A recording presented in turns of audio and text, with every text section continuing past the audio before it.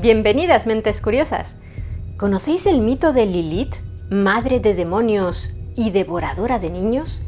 ¿Fue ella la primera esposa de Adán antes de que Dios creara a Eva?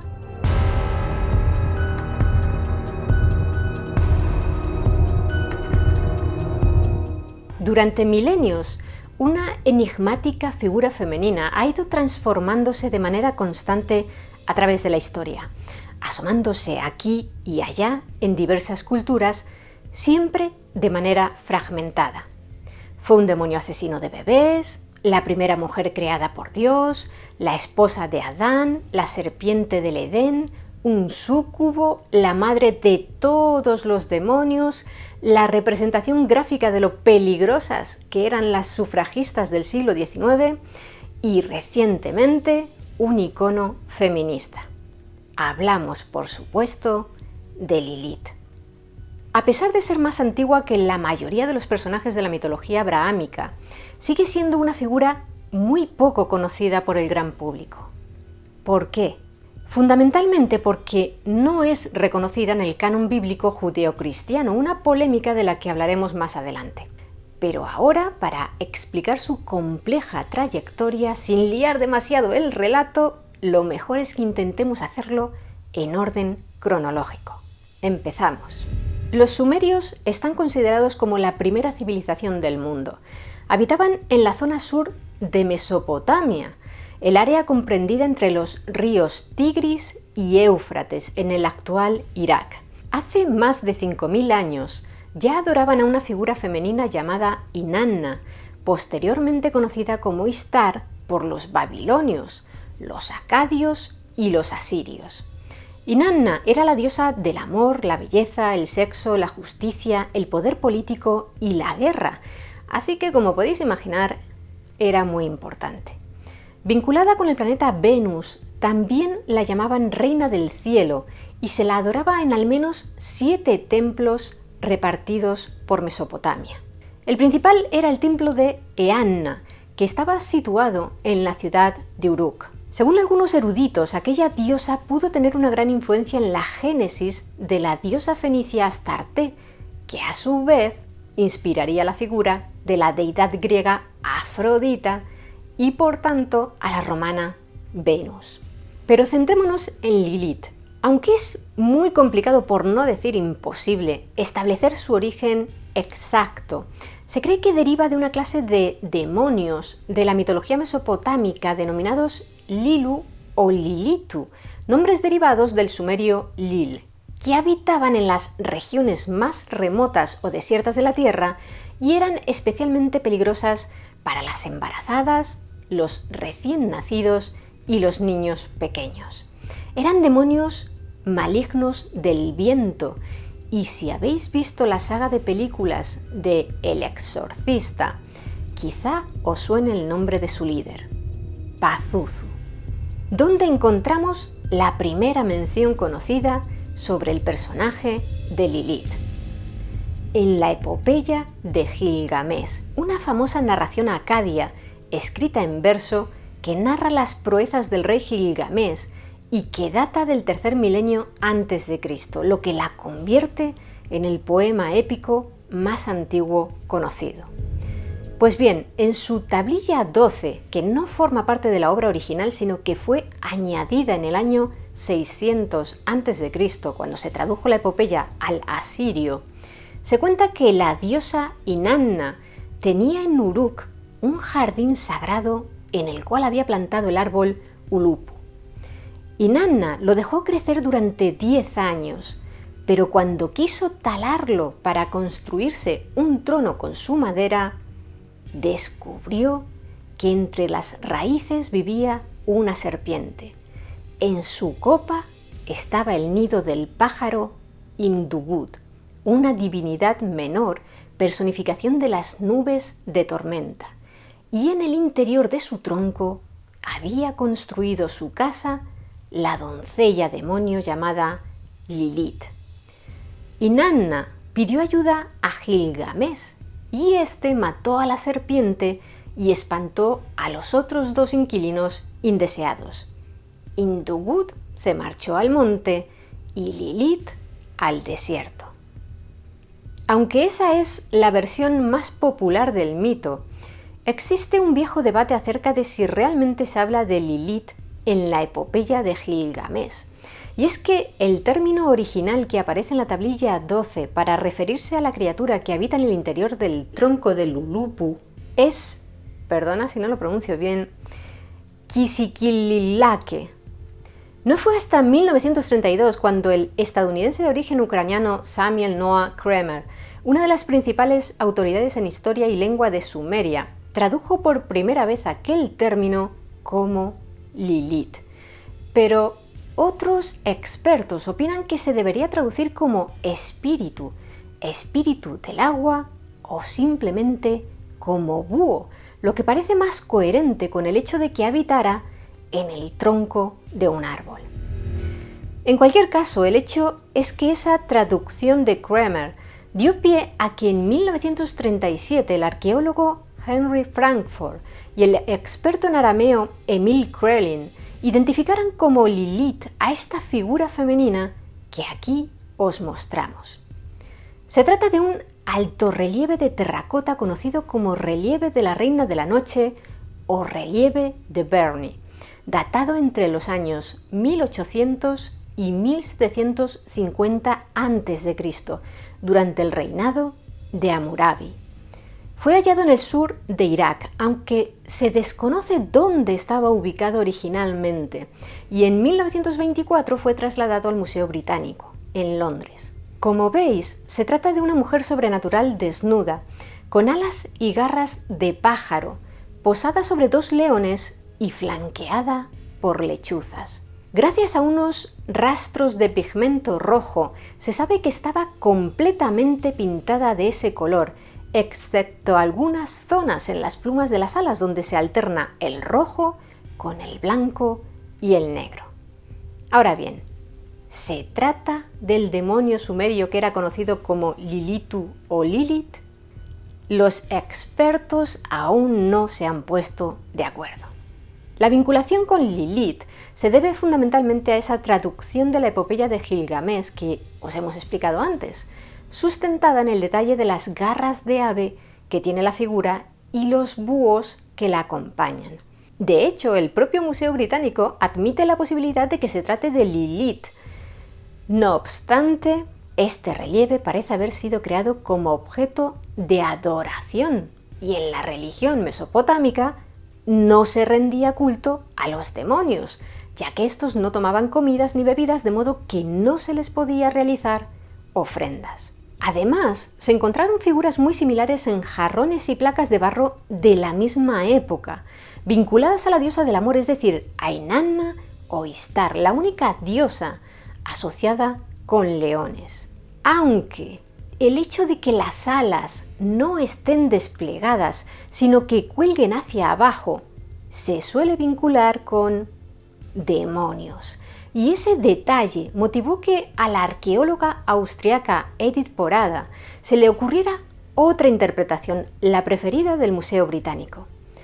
Aquella figura podría ser la diosa del inframundo, Ereshkigal, la hermana y antagonista de la diosa Inanna. Esta interpretación se apoya también en que originalmente el fondo del relieve estaba pintado de negro y podría representar a Ereshkigal en su momento de mayor poder, cuando se había apropiado de los símbolos divinos de su hermana: la corona con cuernos, la vara, el anillo, la peluca y quizá también de sus leones. Pasemos ahora a la mitología abrahámica. La historia de los judíos comenzó en Mesopotamia, pero en la Biblia hebrea el término Lilith solo aparece escrito una vez, en el libro de Isaías, formando parte de una lista de criaturas peligrosas que incluye chacales, lechuzas, milanos y avestruces.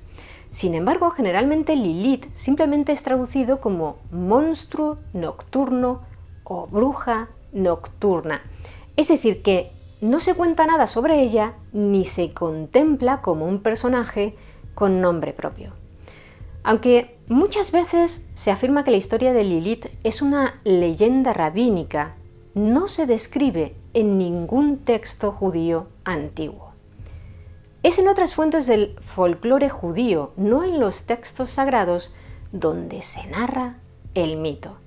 La más antigua es el denominado Alfabeto de Ben Sirá, una obra medieval escrita entre el siglo VIII y el X de nuestra era. Jesús Ben Sirá fue un sabio judío helenístico famoso por haber escrito a principios del siglo II a.C.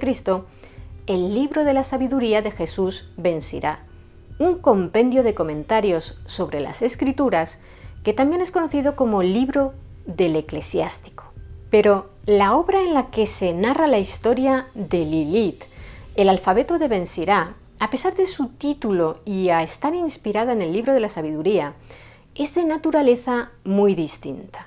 De autor desconocido, se trata de una obra satírica, burlesca, con flatulencias, relaciones incestuosas y leyendas que parecen destinadas a escandalizar y ofender a los creyentes. En ella se cuenta que Dios, tras crear a Adán, para que no estuviera solo, creó a partir de la misma tierra de la que había surgido Adán, a una mujer, Lilith.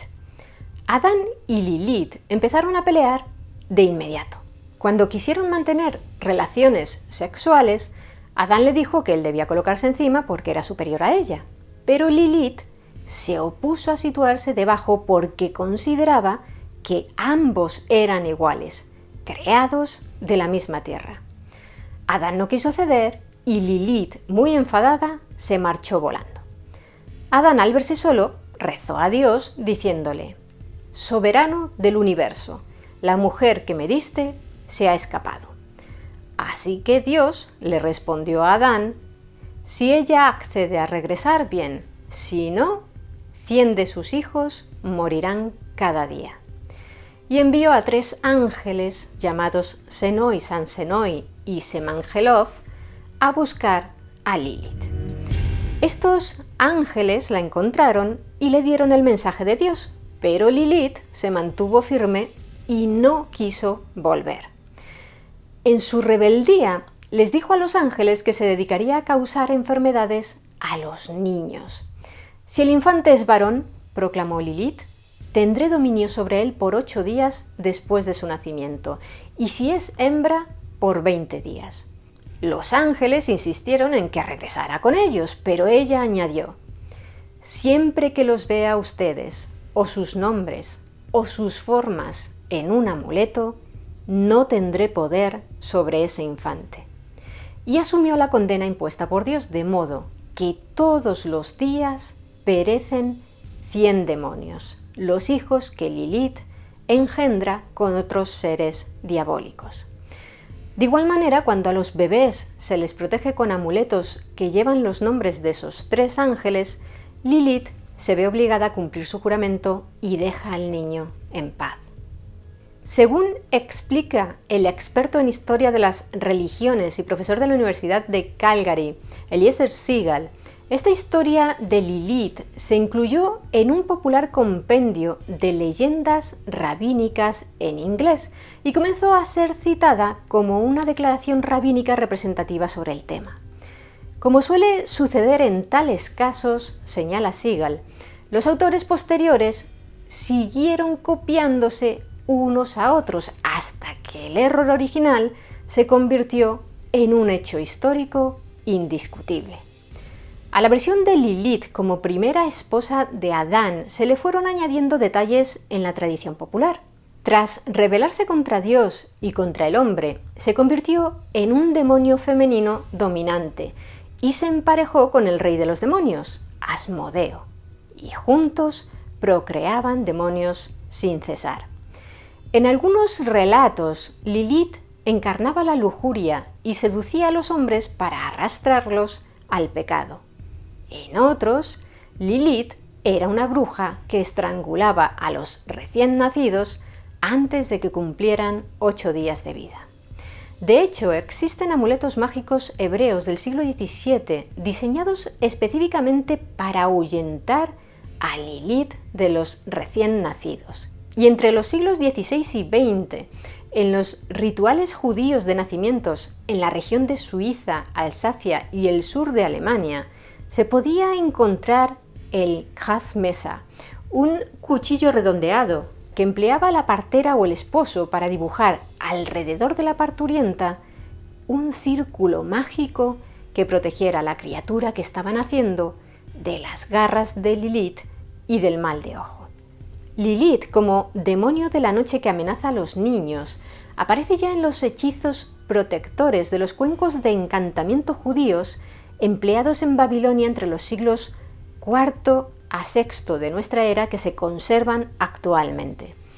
Los cuencos de encantamiento presentes en la mayoría de hogares se enterraban boca abajo debajo de las estructuras de las casas para atrapar o espantar a los demonios que pudieran acechar a las familias.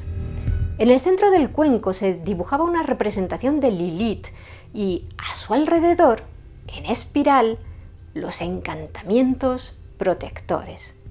Creían que Lilith tenía el poder de adoptar el aspecto físico de una mujer para seducir a su marido y concebir un hijo.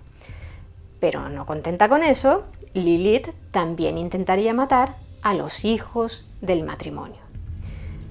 Es probable que ahora os estéis preguntando, ¿y qué cuenta la Biblia cristiana sobre ella? ¿Aparece Lilith en algún capítulo? En Génesis capítulo 1, versículo 27, cuando se habla de la creación de todas las cosas, se puede leer: y creó Dios al hombre a su imagen, a imagen de Dios lo creó, varón y hembra los creó. En los siguientes versículos se cuenta que Dios ordenó a aquella pareja que se multiplicaran y les dio dominio sobre todas las criaturas vivientes. Todo ello durante el sexto día de la creación. Por tanto, se podría inferir que en aquel momento ya existían un hombre y una mujer. Pero, ¿qué mujer podía ser aquella si a Eva la generó más adelante en el segundo capítulo del Génesis, después de poner a Adán en el huerto del Edén y extraerle una costilla para a partir de ella crearle una compañera? Los partidarios de la existencia de Lilith esgrimen esta aparente contradicción como prueba de que, según la Biblia, antes de Eva existió otra mujer. En oposición a esa teoría, se puede argumentar que el capítulo 1 es una especie de resumen de lo que creó Dios y que en el capítulo 2 se empieza a detallar el proceso paso a paso, porque no es hasta el versículo 7 de ese segundo capítulo cuando se dice: entonces Dios, o Jehová o Yahvé, dependiendo de la versión de la Biblia que estés leyendo, formó al hombre con polvo de la tierra. Luego sopló en su nariz un aliento de vida y el hombre tuvo aliento y vida. Por lo que también Adán sería posterior a aquel sexto día en el que creó al hombre y a la mujer. Es decir, que si por esa aparente contradicción en el Génesis hubo otra mujer antes que Eva, igualmente debió existir otro hombre antes que Adán. Esa es la línea principal del debate acerca de la posible presencia de Lilith en la Biblia, aunque también existe otro versículo polémico, concretamente Isaías 34, 14, del que ya os hablamos antes cuando mencionábamos el libro de Isaías. Es en el que se dice su nombre dentro de un listado de criaturas peligrosas. El versículo dice así: servirá de encuentro para los gatos monteses y las hienas. Allí las cabras salvajes se llamarán unas a otras. Allí el animal nocturno vivirá y encontrará descanso. En la gran mayoría de las versiones de la Biblia se traduce de ese modo, como animal nocturno. Solo en unas pocas versiones se lee: allí Lilith vivirá y encontrará descanso. Un caso llamativo es la Vulgata, la traducción de la Biblia al latín realizada a finales del siglo IV por Jerónimo de Estridón. En ella, en Isaías 34, 14, no se traduce como Lilith ni como animal nocturno, sino como Lamia, lo que establece una lejana conexión entre Lilith y las vampiras modernas. Ahora veréis por qué. En la mitología griega, Lamia era una hermosa mujer a la que el dios Zeus tomó como amante. La esposa de Zeus, Hera, se vengó de Lamia, haciéndola enloquecer para que matara a sus propios hijos. Y además la convirtió en un monstruo. De cintura para abajo tenía el cuerpo de una serpiente. Para rematar, Hera la condenó a que no pudiera cerrar nunca los ojos. De ese modo, jamás podría dormirse y se volvería loca. Desde entonces, Lamia sentía una envidia irrefrenable por las madres que veía y furiosa devoraba a sus bebés. Aunque en origen era un único monstruo, en la mitología grecorromana también se hablaba de las lamias como una clase de monstruos nocturnos que seducían a los hombres para luego beberse su sangre y o devorarlos, es decir, que en cierto modo eran un antecedente de las vampiras modernas. Aparte de en las mitologías que ya hemos mencionado, también podemos encontrar a Lilith en obras cabalísticas como el Zohar o el Tratado de la Emanación Izquierda, así como en movimientos ocultistas y en corrientes satanistas, ya sea como esposa de Satán, como madre de demonios o como súcubo. ¿Y qué hay de la cultura árabe? Pues en ella existe la figura de Karina, un espíritu similar al súcubo, que tras ser rechazado por Adán se apareó con Iblis, que es el nombre que se le da al diablo en el Islam. Con él, Karina engendró un montón de demonios, por lo que fue conocida como madre de demonios. Además, para vengarse de Adán, intenta acabar con su descendencia, todos los niños humanos. Para lograrlo, provoca abortos, causa impotencia a los hombres y ataca a los niños pequeños con enfermedades. Como veis, aunque con un nombre diferente, el personaje de Lilith también está presente en esa cultura. Es muy posible que incluso después de escuchar todos los roles de Lilith que ya hemos descrito, estéis pensando que a vosotros os parece recordar una versión del mito diferente. ¿Que fue ella la serpiente que tentó a Eva para que comiera del fruto prohibido en el paraíso? ¿Que es la reina de las brujas? ¿Que en realidad se trata de una diosa madre vilipendiada por las grandes religiones? Y estaréis en lo cierto, porque a lo largo de los siglos más recientes, Lilith ha aparecido de manera recurrente en todo tipo de manifestaciones artísticas y con diferentes propósitos. Tradicionalmente, Lilith ha servido como encarnación del paradigma de la mujer malvada y peligrosa, la femme fatale de la que los hombres debían mantenerse alejados. Su mito ayudaba a transmitir un mensaje de advertencia. Guardaos de las mujeres seductoras, independientes o rebeldes, porque aquellas que no acatan la autoridad de Dios ni del hombre son los demonios más terribles que os podáis imaginar. Por ejemplo, en el último tercio del siglo XIX, coincidiendo con los inicios del sufragismo, ya sabéis, aquel movimiento internacional que reclamaba que las mujeres tuvieran derecho a votar, a los artistas de la hermandad pre-rafaelita en Inglaterra les dio por recuperar figuras clásicas de mujeres peligrosas para el hombre, como Salomé o Judith. Y también, por supuesto, a Lilith, mostrándola seductora y altiva como la mujer demoníaca que enciende el deseo del hombre y lo incita a pecar, arrastrándolo así a su destrucción. En el feminismo actual, el mito de Lilith como primera esposa de Adán, al margen de consideraciones como las que ya hemos comentado acerca del origen de esa historia o de creencias religiosas, es recordado como un ejemplo del modo en que las narrativas tradicionales judeocristianas han intentado legitimar desde tiempos inmemoriales la autoridad del hombre sobre la mujer. Lilith, la mujer fuerte que no se deja dominar por el varón y se rebela y abandona a su esposo, sufre el castigo divino y acaba convertida en un demonio. a fin de compensar al hombre afrentado, Dios crea a Eva, pero para no cometer el mismo error, esta vez la genera a partir de una costilla de Adán. De ese modo, la jerarquía queda bien clara desde el principio y la nueva mujer sabe que el hombre es su superior. Eva, curiosa y desobediente, incumplirá el mandato divino al comer del fruto prohibido y arrastrará a Adán al pecado, pero se arrepentirá de sus actos. A Lilith, en cambio, se la representa como una malvada que desobedece y no solo no vuelve al redil con la cabeza gacha, sino que persevera progresivamente en su perversión, dando rienda suelta a su capacidad de despertar la lujuria. En resumen, Lilith es una de las figuras mitológicas más longevas y temidas, y pese a ello también una de las más desconocidas, sobre todo si comparamos su fama con la de otro personaje que se rebeló contra Dios, Lucifer.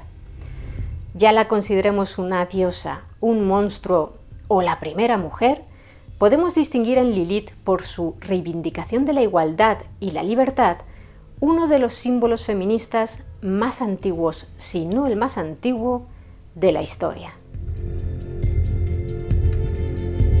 ¿Y vosotros qué opináis del mito de Lilith? Me gustaría que nos lo contarais abajo en los comentarios. Y si queréis conocer más historias interesantes, suscribíos a nuestro canal. Muchas gracias por estar ahí, mentes curiosas. Nos vemos en el siguiente vídeo.